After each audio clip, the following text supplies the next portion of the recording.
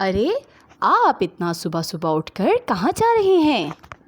अरे मैं सुबह सुबह उठकर वॉक पर जा रहा हूँ क्योंकि मेरी कुछ तबीयत डिस्टर्ब है। और मेरे दोस्त मुझे कहते हैं कि तुम अपनी मिड फिटनेस पे फोकस करो। अरे, कोई ज़रूरत नहीं है बाहर जाने की। सब जानती हूँ ये फिटनेस को।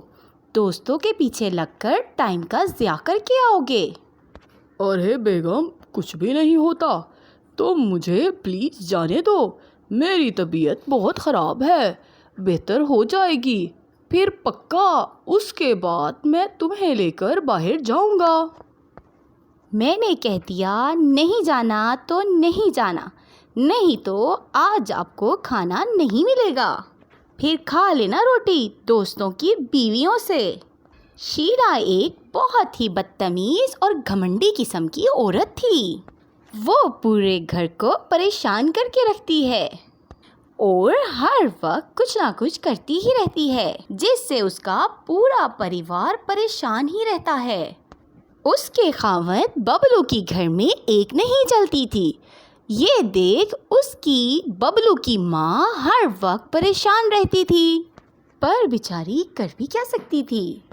वक्त ऐसे ही गुजरता रहता है और एक दिन बबलू को सैलरी मिलती है।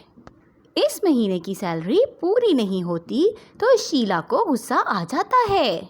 अरे, आपकी सैलरी में से 3,000 कम कैसे हैं? आपने तो एक भी दिन छुट्टी नहीं की। क्या करा 3,000 का? एक एक रुपए का हिसाब दो मुझे। अपनी बहू की आवाज़ सुनकर बबलू की माँ भी वहाँ भागते हुए आ जाती है। अरे, क्या हुआ बहू? आखिर तू हर समय मेरे बेटे पर चिल्लाती क्यों रहती है? आपके बेटे की हरकतें ऐसी हैं कि ना चाहते हुए भी मुझे उसको डांट कर रखना पड़ता है। पूछिए अपने बेटे से, क्या किया इसने 3,000 का? आज ही सैलरी मिली और आज ही उड़ा दिए। बहू, मेरा बेटा क्या कह रहा है? एक बार सुन तो ले। किसी को इतना परेशान करना भी अच्छा नहीं होता है। अरे, ये तो मेरा बेटा ही है जो तेरी बात सुन लेता है। अगर इस जगह कोई और आदमी होता तो तेरे मुंह पर थप्पड़ मार देता। आप तो माँ जी चुप ही रहें।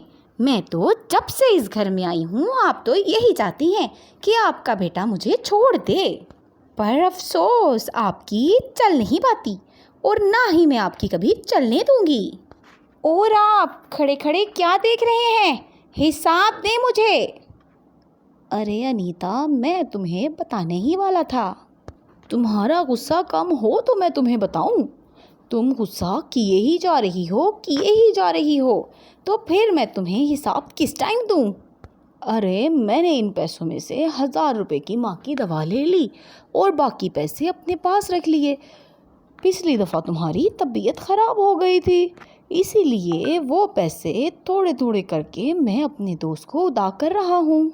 ये सारी बातचीत सुनते हुए बबलू की माँ वहाँ से चली जाती है।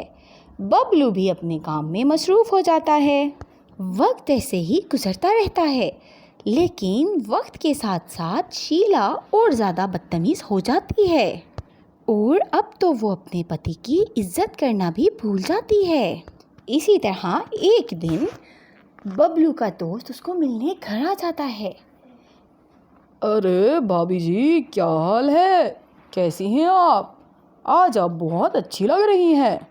अरे बबलू यार, तूने पहले भी एक दिन प्लान बनाकर कैंसिल कर दिया। क्या तेरा दिल नहीं करता दोस्तों से मिलने का? अरे भाभी जी, इतनी तो फ्रीडम दें मेरे दोस्त को कि वो दोस्तों के साथ एंजॉय कर सके। जी जी, बिल्कुल बिल्कुल, इनको फ्रीडम दे दूं ताकि ये भी तुम्हारी तरह आवारा हो जाएं। अभी तुम्हारी शादी नहीं हुई है, इसलिए तुम्हें घर की जिम्मेदारियों के बारे में कुछ पता नहीं है। कल को जब खुद की बीवी आएगी ना, तो बीवी के पल्लू के साथ बन जाओगे। और सुनिए जी, कहीं जाने की ज़रूरत नहीं है आपको। और आप सुनिए जी, दोबारा मत आना। आप जा सकते हैं जहाँ भी जाना हो। पर भाभी जी, अरे यार, अपनी भाभी की बातों का बुरा मत मनाना। तुम्हारी भाभी जी सुबह से ही मुझसे नाराज़ हैं। शीला का ये रवैया उसकी सास और उसके शोहर को बहुत खटकता है।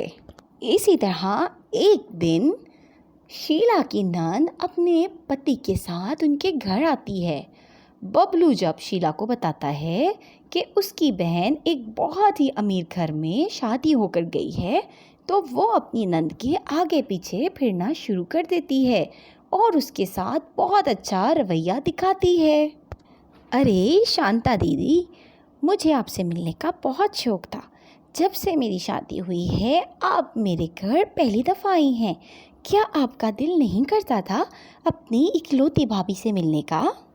अरे भाभी, मन तो बहुत था, लेकिन आपको तो पता है कि शादी के बाद ससुराल की जिम्मेदारी कितनी बढ़ जाती है, इसीलिए मैं नहीं आ सकी। अरे नंदोई जी, ये तो बहुत गलत बात है। आप सब बैठकर बातें करें, मैं आप लोगों के लिए खाना बनाकर लाती हूँ। इतने में बबलू की माँ आती है। वो अपनी बेटी को देखकर उसके गले लगकर रोना शुरू हो जाती है। अरे माँ, आप तो हर समय भाभी की बुराई करती रहती थी, देखें तो वो कितनी अच्छी हैं, और इस टाइम आप क्यों रो रही हैं? अरे बेटा, दूर का धोल सुहाना लगता है। जब से तेरी भाभी को पता चला है कि तू बहुत अमीर घराने से है, तो वो तेरे आगे पीछे है। तेरी भाभी सिर्फ अमीरों की इज्जत करती है, तेरी माँ और तेरे भाई की नहीं, क्योंकि तेरा भाई ज़्यादा कुछ कमाता नहीं और तेरी माँ ज़्यादा कुछ कह नहीं सकती। तेरी भाभी एक नंबर की डोमिनेटिंग इंसान है, जो तेरे भाई को हर वक्त परेशान करके रखती है। अपनी माँ की ये सारी बातें सुनकर शांता दिल में ठान लेती है कि वो अपनी भाभी का असल रूप सबके सामने लाकर ही रहेगी और उसको जगह पर ही रख कर जाएगी। ऐसे ही दिन गुजरते जाते हैं और शीला अपनी ननंद की चापलूसी करती रहती है। एक दिन शीला की ननंद एक प्लान बनाती है और शीला के कमरे में जाती है और उसको कहती है, मेरे पति के बिजनेस को किसी की नज़र लग गई है और हम रोड पर आ गए हैं, और अब हम कुछ दिनों के लिए यहाँ पर रहेंगे, और हम तो पल भर में ही रोड पर आ गए। अब तो आपका ही सहारा है भाभी, कुछ दिन हम आप ही के घर पर रहेंगे। आपको कोई एतराज़ तो नहीं ना? क्या तुम रोड पर आ गई? देखो, मैं तुम्हारा और तुम्हारे पति का खर्चा नहीं उठा सकती। वैसे भी मैं गरीबों के साथ कोई रिश्ता नहीं रखती हूँ, और हाँ, तुम्हारा भाई कोई नोट नहीं छापता जो मैं तुम्हारा और तुम्हारे पति का खर्चा उठाऊँ। चुपचाप मेरे घर से निकल जाओ, मैं तुम्हारा खर्चा नहीं उठा सकती। तो ये है तुम्हारा असली रूप। पता नहीं किस घड़ी हमने अपने भाई की शादी तुमसे करवा दी। तुम हर समय मेरे भाई और मेरी माँ को कोसती रहती हो, धमकी देती रहती हो ना छोड़ने की। छोड़ दो मेरे भाई को, ताकि मैं अपने भाई की किसी अमीर औरत के साथ शादी करा सकूं। और हाँ, एक बात कान खोल कर सुन लो, अभी थोड़ी ही देर में वकील आ रहा है, और चुपचाप से ना डिवोर्स पेपर पर साइन कर देना। और हाँ, मेरे भाई को छोड़ने की जो रकम चाहिए हो, मुझे चुपचाप से बता देना, तुम्हारे मुंह पर मारूंगी मैं वो रकम। फिर शीला हाथ जोड़कर अपनी ननद के सामने माफ़ी मांगने लगती है और गिड़गिड़ाने लगती है। नहीं नहीं दीदी, मुझे अपने पति से दूर मत करो। मैं बहुत खुश नसीब हूँ कि मुझे इतना अच्छा पति मिला। मैं बस डरती थी कि अगर मैं डर गई तो मेरे ससुराल वाले मुझ पर जुल्म करेंगे, इसीलिए मैं ऐसी बन गई। पर अब मैं वादा करती हूँ, दोबारा से ऐसी हरकतें नहीं करूँगी।